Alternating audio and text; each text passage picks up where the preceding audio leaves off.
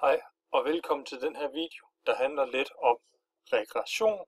Den handler lidt om, hvordan man primært bruger GeoGebra til at lave en graf over sine tabelværdier. Det er primært det, vi skal se på i dag. Det kommer så til at handle om regression af forskellige slags. Det kan blive del 2 måske. Men tabel til graf i GeoGebra kort. Vi starter her. Jeg skal have fat i et regneark, fordi jeg vil gerne have min tabel herind. Så jeg starter mit regneark. Det ligger her.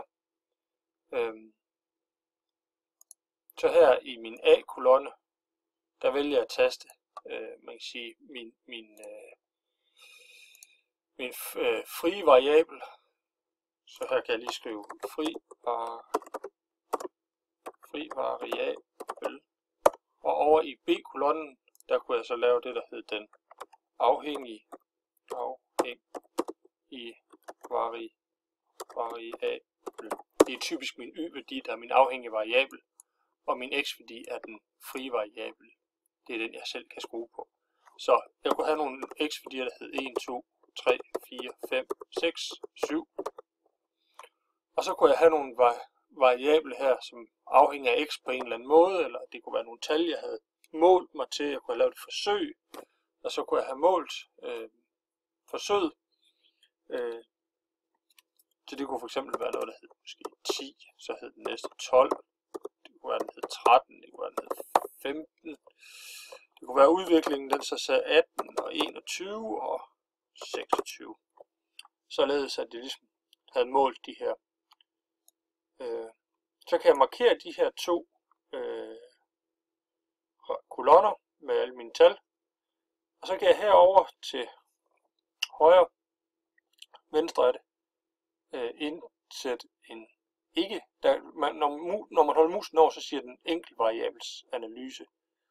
Men jeg kan lige klikke pilen ned her, og så kan jeg sige tovariabel regressionsanalyse. Det siger vi lige højt 10 gange. Tovariabel regressionsanalyse. Og så ser jeg, at den markerer, at det er den frie variabel og den afhængige variabel, jeg har her med at gøre. Det er de to, den vil kigge på. Det synes jeg ser rigtig fint ud, så jeg klikker analysere. Og whoopty, så er mine værdier her indsat. Så kan jeg se mit xy-plot, x hernede for neden, og mit y-plot op for oven her. Og værdierne, de er indsat, som de afhænger af. Så kan man gøre det forskellige, at man kan sige, hvis man hellere vil se sådan en, der kommer ikke noget ved det, det skal man ikke bruge til noget. Hernede kan man vælge regressionsmodel, og så kan man for eksempel vælge potensmodel. Så tegner den sådan en potensmodel her. Det kan også være, at man hellere vil have en lineær model, så ser den sådan her ud. Så hvis man ved, hvilken model det er, altså hvilken sammenhæng, om det er en lineær model, eller det er en eksponentiel vækstmodel, så kan man indsætte den, og så kan man sige, det ser da egentlig meget fornuftigt ud, det her. Og hvis man så holder musen henover, den her pil peger ud af her, så skulle den gerne komme over i tegneblokken, hvis jeg vælger at sige kopiere til tegneblok. Man kan også sige eksportere til billede, så får man bare et billede af det, man ser. Men jeg vil gerne have det over i mit tegneblok her. Så kopierer jeg det over i tegneblokken.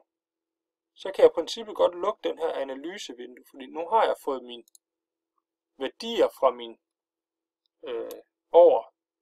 Jeg har fået de her værdier, jeg har her, over i min tegneblok.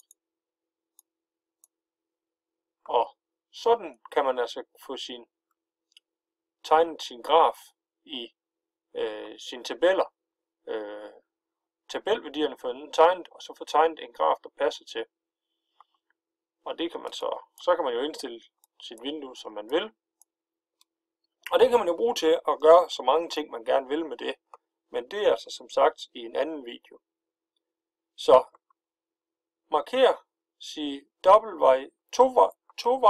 flere variabels regressionsanalyse, og sige kopiere til tegneblok, når man har valgt sin model. Sådan i grove træk.